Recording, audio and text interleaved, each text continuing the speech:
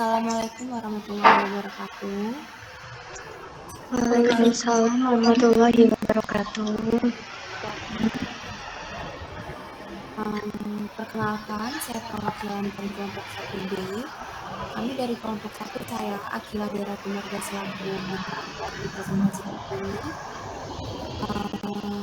Ulang.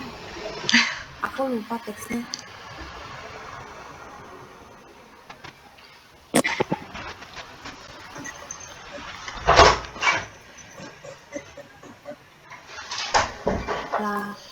Assalamualaikum warahmatullahi wabarakatuh. Waalaikumsalam warahmatullahi wabarakatuh. Semuanya. Saya di sini selaku moderator dari kelompok 1 ingin mempresentasikan dari hasil tiga kelompok dari kelompok kami, yaitu sistem pencernaan manusia. Izin memperkenalkan diri terlebih dahulu. Di kelompok kami ada Ananda Renata, Dera Tumarga yaitu saya sendiri, yang ketiga ada Aisyah Salama, yang keempat ada Fitrian Dini, dan yang kelima ada Dea Aulianaci. Masuk ke materi yang pertama. Apa sih sistem pencernaan itu? Sistem pencernaan manusia adalah sistem organ yang bertanggung jawab untuk mencerna makanan, serap nutrisi, dan membuang sisa makanan yang berada di pencernaan. Sistem ini terdiri dari saluran pencernaan dan organ-organ tambahan yang bekerja sama untuk mengolah makanan menjadi nutrisi yang dapat dimakan. Itu adalah penjelasan komponen utama dalam sistem pencernaan manusia. Yang lainnya bisa pakai chat dulu nggak? Oke. Di sini ada gambar ya. Dari komponen apa aja sih yang ada di sistem pencernaan, mulai dari mulut, kerongkongan, ada lambung, ada usus, pertama ada usus halus, yang kedua ada bibir besar, ada hati, ada kantung empedu, ada pankreas, dan yang terakhir ada anus. Nah, mulut sendiri terdiri dari ada gigi, ada lidah, dan ada kelenjar lidah. Gigi sendiri kegunaannya itu untuk mengejar makanan menjadi potongan-potongan kecil. Lidah membantu makanan dan mulut halus mengumpulkan makanan ke atas. Yang ketiga ada kelenjar lidah. Kelenjar lidah sendiri untuk menghasilkan air liur yang mengandung enzim amilase untuk memecah karbohidrat. Yang kedua ada kerongkongan atau esophagus. Kegunaan esophagus sendiri sebagai saluran yang menghubungkan mulut dengan lambung.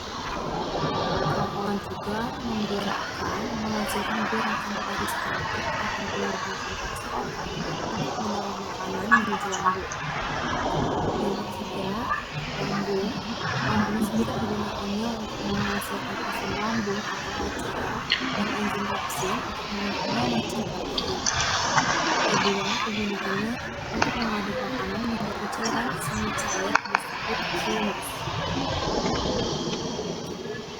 Yang selanjutnya ada usus halus. Kegunaan usus halus sendiri kita bagi dulu dua. Yang pertama ada duodenum, yaitu bagian utama usus halus di mana sebagian besar pencernaan kembali terjadi. Enzim dari pankreas dan empedu itu bakal membantu proses ini. Terus ada jejunum dan ileum. Kegunaannya itu mereka ada di bagian utara usus halus di mana penyerapannya itu terjadi. Maupun selanjutnya dilanjutkan oleh pemateri yaitu Aisyah Salama.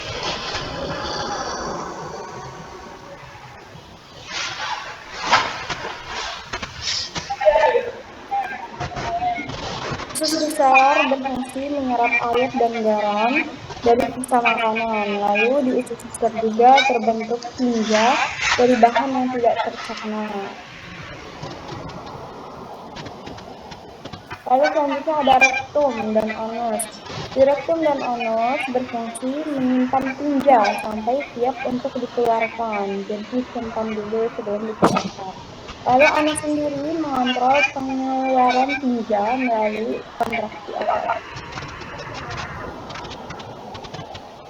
Lalu di sini juga ada organ-organ tamahannya. Yang pertama ada pankreas. Pankreas berfungsi menghasilkan enzim pencernaan, mulai dari amilase, lipase, dan protease yang disekresikan ke dalam usus halus. Lalu, pankreas juga berfungsi menghasilkan hormon insulin dan glukagon untuk penganan gula darah. Dan selanjutnya ada yang membantu pencernaan normal.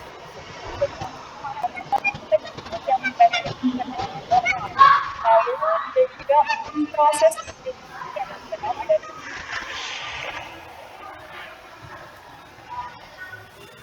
lalu yang ketiga itu berfungsi dan mengeluarkan empedu ke dalam genom membantu.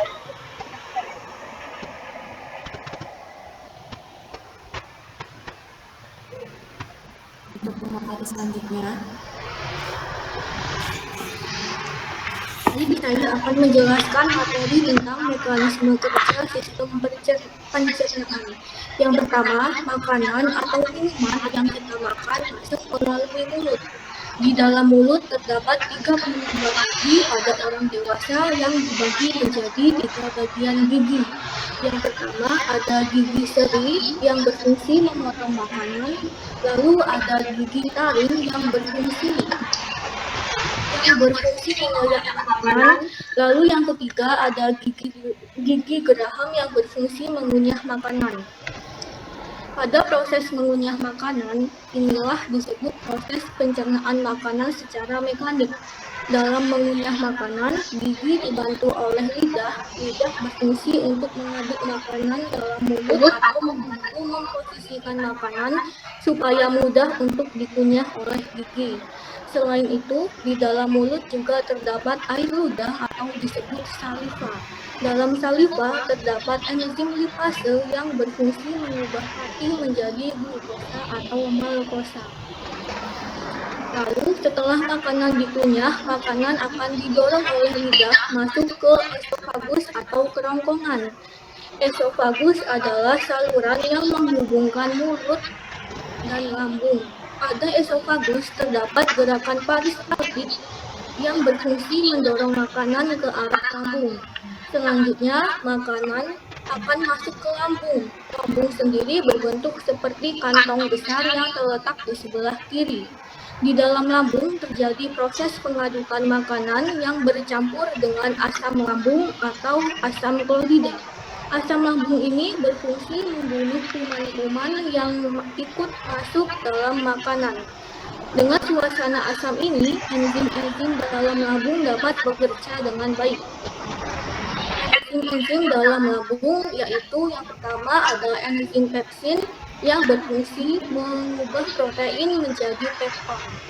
Lalu enzim renin yang berfungsi mengubah kasinogen menjadi kasein. Lalu ada enzim lipase yang berfungsi mengubah lemak menjadi asam lemak.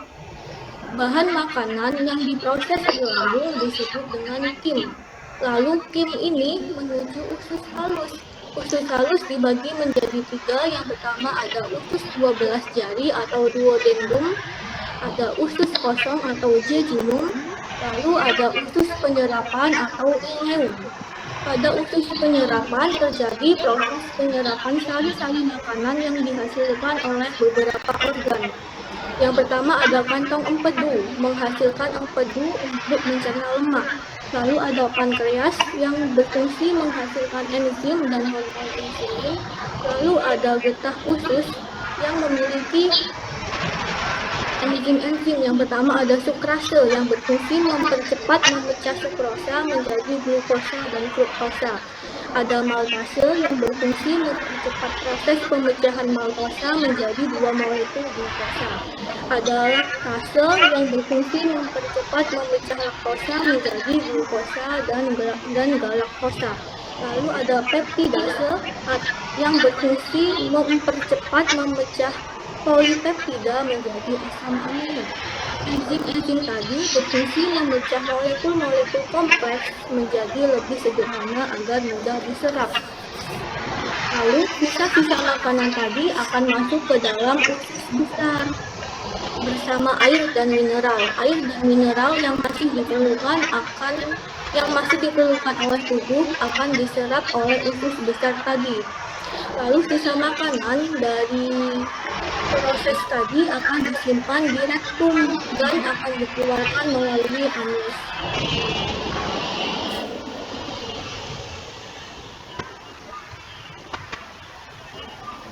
Selanjutnya, gangguan pencernaan. Yang pertama ada diare. Diare adalah masalah kesehatan ketika kita BAB berair atau encer. Gejalanya yaitu ada nyeri perut, kembung, mual, muntah, lendir dan darah di feses, dan rasa tak tertahankan ingin BAB. Yang kedua, mah. Rasa tidak nyaman dalam perut seperti nyeri dan perih. Yang ketiga, GERD. Sering disamakan dengan mah, namun GERD ini kondisinya berbeda. GERD adalah asam lambung yang naik ke kerongkongan yang menyebabkan nyeri ulu hati atau sensasi terbakar di dada.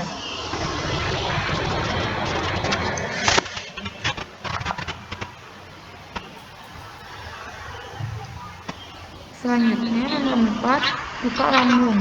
Luka lambung adalah luka terbuka yang terjadi pada lapisan lambung disebabkan oleh infeksi bakteri H. pylori atau minum obat antiinflamasi non-steroid seperti ibuprofen atau aspirin dan jangka panjang. Yang kelima, sembelit. Sembelit adalah kondisi yang menyebabkan feses keras dan menggumpal sehingga sulit untuk dikeluarkan. Yang keenam, ambeien. Ambeien adalah pembuluh darah yang membengkak di anus dan rektum bagian bawah. Gejalanya yaitu keluar darah saat BAB nyeri, dan gatal pada area anus.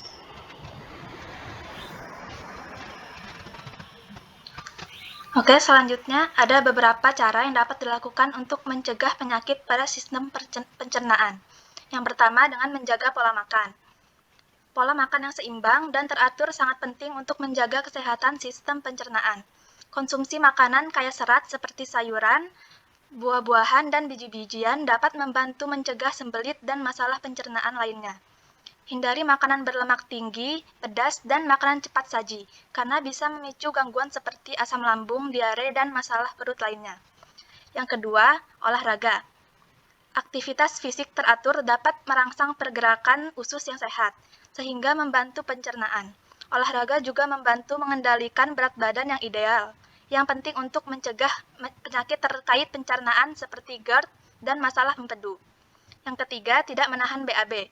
Menahan buang air besar dapat menyebabkan masalah seperti sembelit dan ambeien. Ketika kita menahan BAB, tinja akan menjadi lebih keras sehingga sulit untuk dikeluarkan. Hal ini dapat merusak kesehatan usus besar dan menyebabkan rasa tidak nyaman. Yang keempat, mengelola stres. Stres berlebihan dapat mempengaruhi kesehatan pencernaan. Stres bisa memicu atau memperburuk gangguan seperti gastritis dan tukak lambung. Teknik relaksasi seperti meditasi, yoga, atau aktivitas rekreasi bisa membantu mengurangi stres yang berkontribusi pada kesehatan pencernaan. Yang kelima, jaga berat badan. Kelebihan berat badan atau obesitas dapat memberikan tekanan ekstra pada organ pencernaan, khususnya lambung. Hal ini dapat meningkatkan risiko refluks asam, penyakit hati, dan masalah empedu. Menjaga berat badan ideal dapat mengurangi risiko tersebut. Yang terakhir adalah istirahat yang cukup. Kurang tidur atau istirahat dapat mempengaruhi fungsi pencernaan. Saat tubuh kurang istirahat, sistem tubuh termasuk sistem pencernaan tidak berfungsi dengan optimal. Cukup tidur membantu regenerasi tubuh dan mendukung kerja sistem pencernaan yang sehat. Oke, bisa sampai segitu aja pemaparan materi dari kelompok kami. Untuk yang lain dari kelompok sebelah, ada yang ingin tanyakan?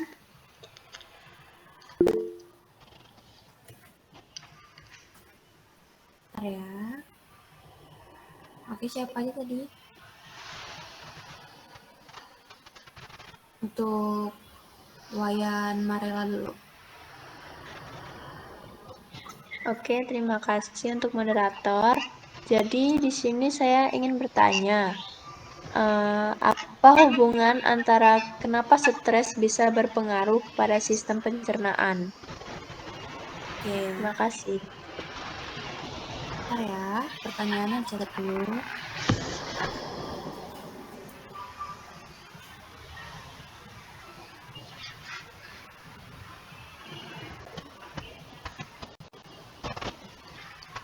Untuk Fuji, pertanyaannya apa?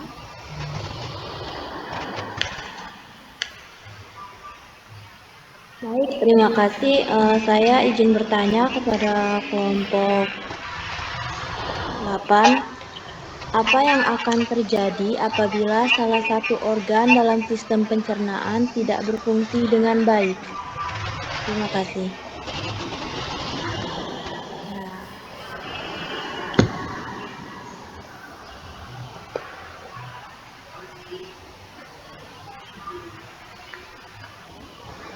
Ya, selanjutnya buat Eva.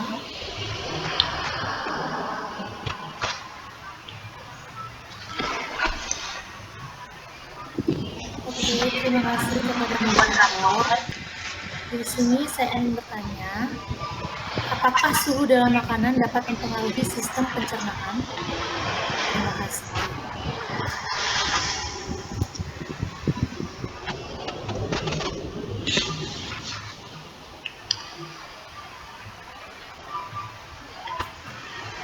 Yang terakhir ya buat Sofi.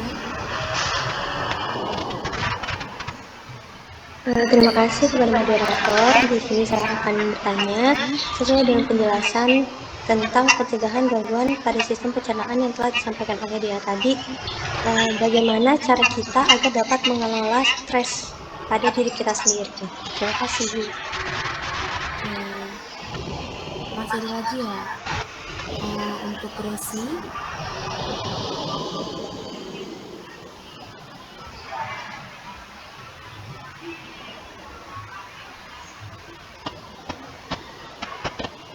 Gracie. Untuk penyakit GERD, katanya sering disamakan dengan penyakit mah atau permasalahan antara keduanya. Bisa diulang pertanyaannya, kedengaran? Penyakit GERD katanya sering disamakan dengan penyakit mah atau persamaan antara keduanya. Sebelumnya makasih ya buat kelompok 2 karena udah memberi pertanyaan. Kami minta sedikit waktunya untuk mencari jawaban dari kelompok selanjutnya.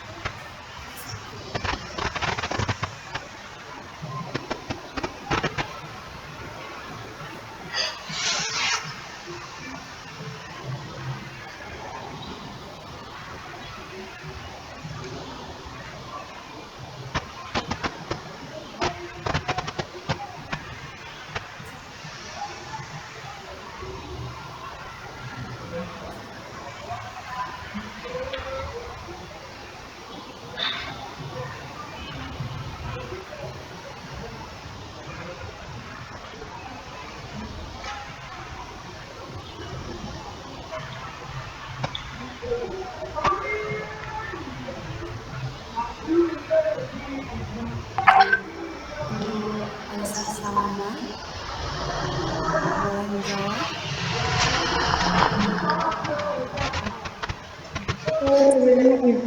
Izin menjawab pertanyaan dari Sofi Sarian. Jadi, bagaimana cara kita dapat mengelola stres?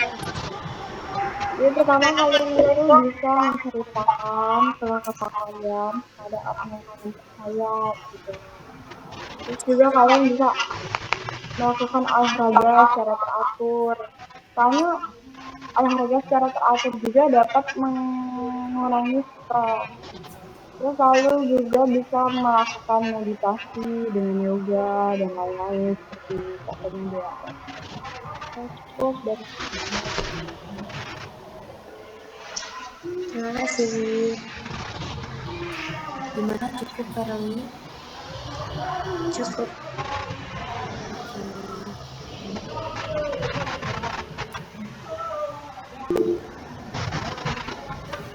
Buat Ananda Renata selanjutnya.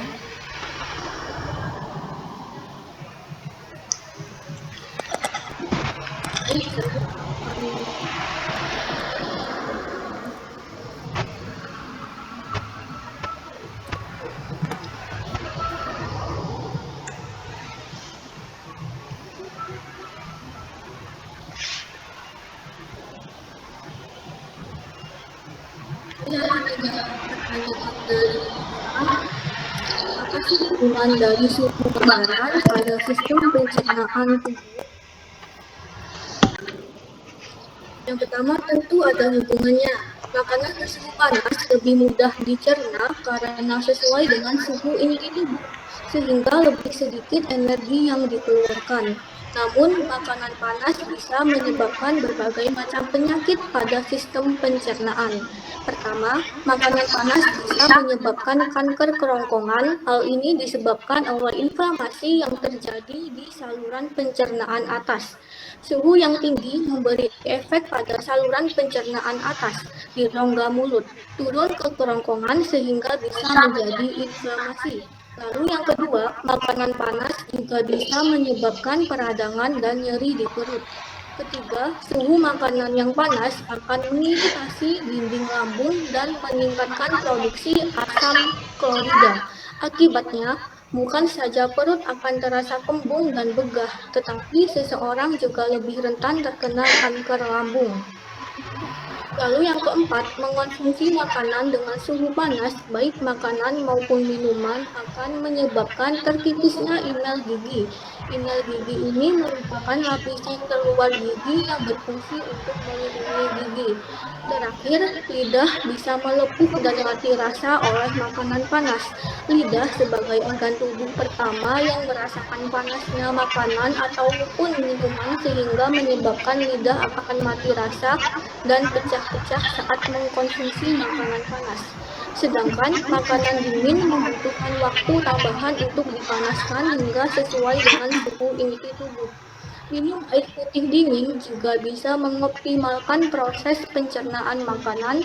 Selain itu, minum air putih dingin secukupnya juga membantu melunakkan feses, yang mana bisa meminimalkan risiko sembuh.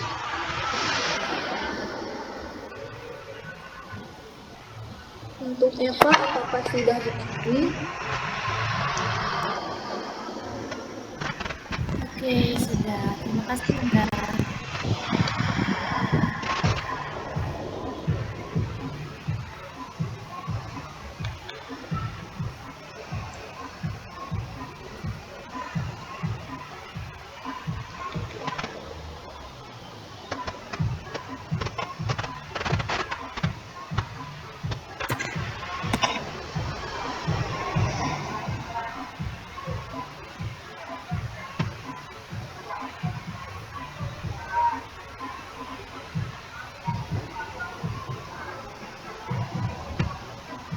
Aku izin jawab pertanyaan dari Marela ya.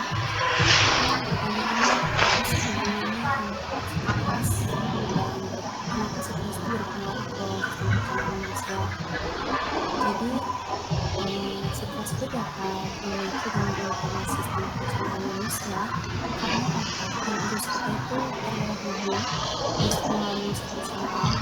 Jadi ketika stres itu tubuh kita bakal mengeluarkan hormon seperti kortisol dan adrenalin.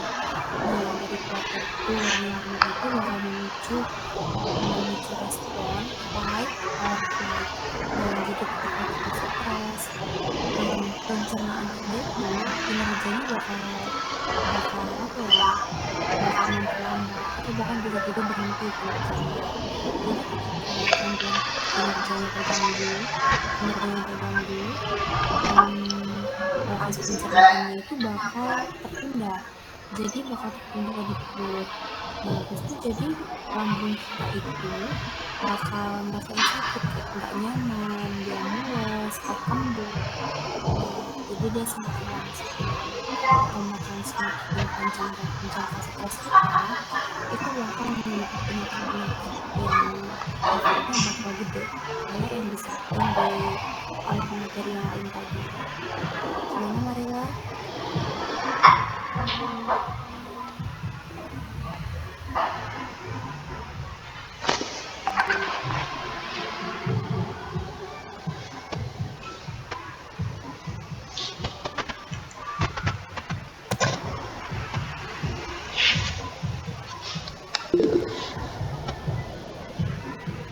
Silakan teman-teman.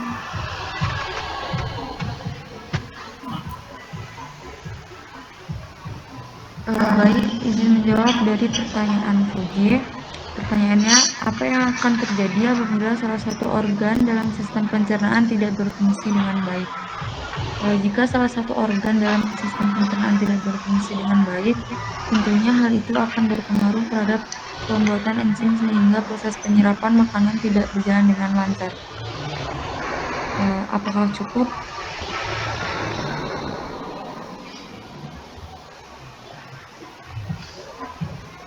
Saya rasa cukup.